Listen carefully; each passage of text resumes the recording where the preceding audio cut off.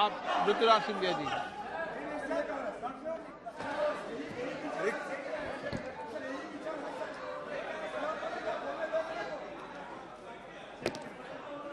अध्यक्ष महोदय,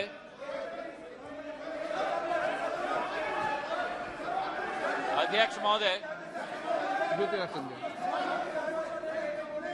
आज मैं अपने एनडीए के गठबंधन को और प्रधानमंत्री जी को मैं धन्यवाद अर्पित करना चाहता हूं कि इस अविश्वास प्रस्ताव पर बोलने का मुझे मौका दिया। लेकिन जो ये दृश्य अध्यक्ष महोदय इस प्रजातंत्र के मंदिर में आज हम देख रहे हैं,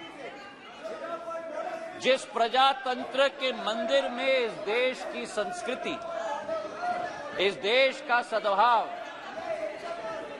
इस देश की विचारधारा निर्मित की जाती है, जिस प्रजातंत्र के मंदिर से देश की 140 करोड़ जनता अपनी प्रेरणा लेती है, उस प्रजातंत्र के मंदिर में ये स्पष्ट हो गया है अध्यक्ष महोदय कि इन लोगों को ना देश की चिंता है, ना प्रधानमंत्री के पद की चिंता है, ना राष्ट्रपति के पद की चिंता है। इनको तो केवल अपनी हैसियत की चिंता है। ये देश को पूर्ण रूप से स्पष्ट हो गया। अध्यक्ष महोदय, मुझे 20 साल हो गए हैं इस संसद में, मेरा अपना सौभाग्य मैं मानता हूं, लेकिन ऐसा दृश्य में मैंने 2 दशक में नहीं देखा है कि जिस तरीके से इस देश के सर्वोच्च पद के व्यक्ति 140 करोड़ जनता के हृदय में स्थापित इस देश के प्रधानमंत्री के प्रति जो शब्दों का उपयोग विपक्ष के द्वारा किया गया है, मैं मानता हूं कि सदन के सामने नहीं लेकिन देश की जनता के सामने इन्हें माफी मांगनी चाहिए। आज जो दृश्य हम देख रहे हैं अध्यक्ष महोदय कि अविश्वास प्रस्ताव के आधार पर, अध्यक्ष महोदय मैं आपका संरक्षण चाहूंगा। ये बोलने के लिए कभी तैयार हो जाते हैं लेकिन सुनने के लिए तैयार नहीं होते। ना देश की जनता की ठोक कर 2 बार चुनाव में नतीजा हजम करने के लिए तैयार है, ना सदन की बात सुनने के लिए तैयार है। आज जो स्थिति उत्पन्न हुई है अध्यक्ष महोदय, जो अविश्वास प्रस्ताव लाया गया, सर आपका संरक्षण मैं चाहता हूं, इनको कंट्रोल किया जाए। देश की जनता ने तो अपना पूरा परिणाम इनके चेहरे पे दिखा दिया। जो जनता के सामने नहीं कर पा रहे वो आज सदन में बैठ के कोशिश कर रहे हैं करने के लिए।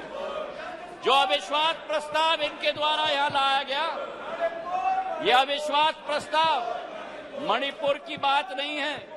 मिशन मणिपुर के आड़ में ये अपनी राजनीतिक रोटियां सेकने के लिए आज यहां उपस्थित हुए हैं। पिछले 2 दिन से मैं सुन रहा हूं अध्यक्ष महोदय, हम इनको भी बता दें कि अगर ये इनका वर्ताव रहा तो इनकी बात भी इस प्रजातंत्र के मंदिर में हम सुनने नहीं देंगे। पूर्ण रूप से स्पष्ट करना चाहते हैं अध्यक्ष महोदय, जो इस क्षेत्र में और इस सदन में प्रस्तुतिकरण हुई है, ये वो बादल है जो गरजना चाहते हैं लेकिन बरसते नहीं। ये वो बादल है जो चर्चा में रहना चाहते हैं लेकिन चर्चा सुनना नहीं चाहते। अध्यक्ष महोदय, आज अध्यक्ष महोदय ये अविश्वास प्रस्ताव जो लाया गया है, सारे आवश्यक विमर्श एक तरफ रखे गए हैं और इनकी हट एक तरफ। हमारे देश के प्रधानमंत्री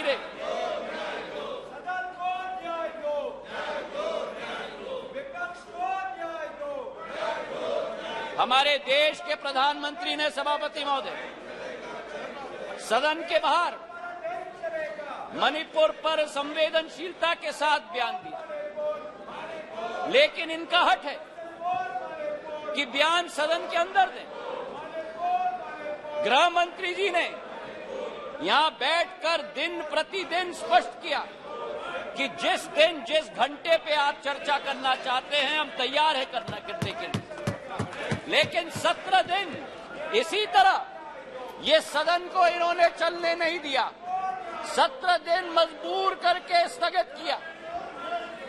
और आज अध्यक्ष सभापति महोदय, मैं स्पष्ट करना चाहता हूं कि जो ये लोग मौन व्रत की बात करते हैं, मैं इनसे पूछना चाहता हूं 1993 में जब मणिपुर की जातीय हिंसा में 750 लोगों की जान गई थी, तब तत्कालीन प्रधानमंत्री नरसिम्हा राव जी ने सदन के अंदर मौन व्रत क्यों धारण किया था? इसका जवाब ये दें। और केवल सन 1993 में नहीं, लेकिन 2011 में जब मणिपुर में 123 दिन ब्लॉकेड चला, जातीय हिंसा चली, तब उस समय में भी तत्कालीन प्रधानमंत्री मनमोहन सिंह जी ने सदन के अंदर मौन व्रत क्यों धारण किया था? इसका उत्तर भी ये लोग दें। तो सभापति महोदय, मैं आपसे पूछना चाहता हूं कि ये अगर दोगली राजनीति नहीं है, ये अगर पॉलिटिक्स ऑफ कन्वीनियंस नहीं है, तो क्या है? मैं पूछना चाहता हूं। आज सभापति महोदय, लोकतांत्रिक व्यवस्था पर मैं इनको भाषण नहीं दूंगा, लेकिन जो इनकी अवसरवादी सोच है उसका पर्दाफाश पूरे देश के जनता के समक्ष में रखना चाहता हूं। ये जो समूह है I.N.D.I.A.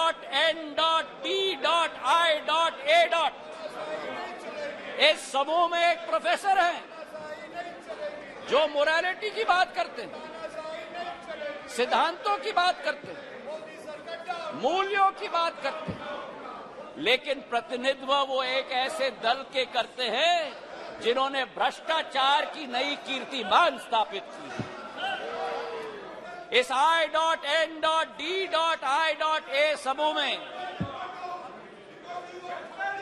एक ऐसी समूह की नेत्री है जिस समूह की नेत्री सोचती है कि कश्मीर को भारत के साथ जोड़ना सबसे बड़ी भूल है। ये इनका असली चरित्र है। मुझे लगता है आप बहाना ढूंढ रहे हैं बाहर जाने का। ये उचित नहीं है, ये उचित नहीं है। कार्यकर्ता ने आपने अविश्वास प्रस्ताव लाया, उसका उत्तर सुनिए आप। ये बिल्कुल मर्यादाहीन व्यवहार करना, उसके बाद वॉकआउट करना, ये लोकतांत्रिक संसदीय व्यवस्था की दृष्टि से उचित नहीं है। नो, बिल्कुल गलत बात है ये। आपका इस प्रकार से बहाना लेकर के बाहर जाना, ये बिल्कुल संसदीय व्यवस्था का अपमान है। ये बात करवा करके नोट करिए आप लोग, प्लीज। Honourable minister, please.